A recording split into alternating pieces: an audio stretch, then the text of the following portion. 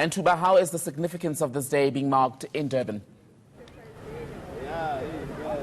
Thank you so much, Tembegile. We're coming to you from Ushaka Marine World here in Durban, as we understand that today is the World Oceans Day. So there is hive of activities here that is organized by the South African Association for Marine Biological Research.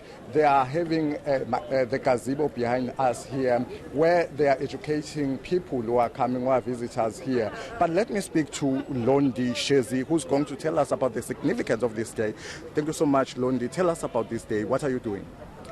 Okay, here at Ushaka today we are celebrating the World Oceans Day. As we know that our oceans are very important into our nature.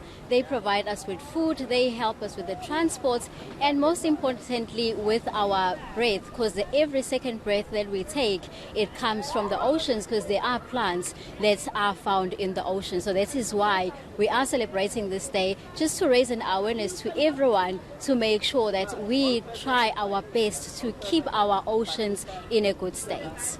We are talking about the awareness that we are having here.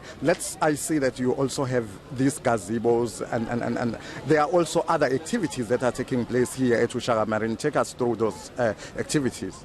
Okay, behind us we have two tables. One table which is on my far left-hand side, that is where we have a coral skeleton. So corals are animals that are affected a lot by climate change.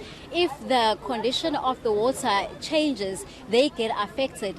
And yes, those animals, they are also very important because they provide shelter for other living creatures that are found in the sea. So on that activity there, we are showing that ocean, there is lots of acid that enters our water, which end up breaking the shells from the animals that's supposed to live in shells. So due to all that lot of acid that is found in the ocean nowadays, the animals are not getting enough time to actually make bigger shells. In results, they end up dying, and then which is a bad condition for the environment and for us. And then on my right hand side here we have a turtle, and we have some plastic pieces on the stand as well. So this is just to show that animals like turtles, they are affected a lot by plastic pollution, because we tend to go and have picnics by the ocean and we don't clean up after ourselves. They feed on jellyfish. Whenever they see objects floating in the water, they always associate that with food.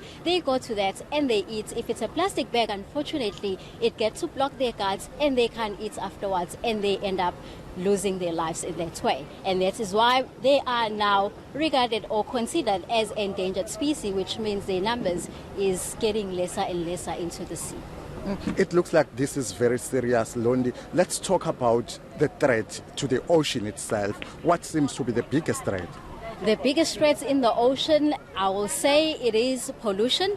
So it can be plastic pollution, it can be air pollution as well, because all that get to affect our environment in the sea. So simple things that we encourage people to actually use instead of using plastic, because we seem not to throw them in the right places. We encourage people to stick on the reusable items to care for our oceans as well.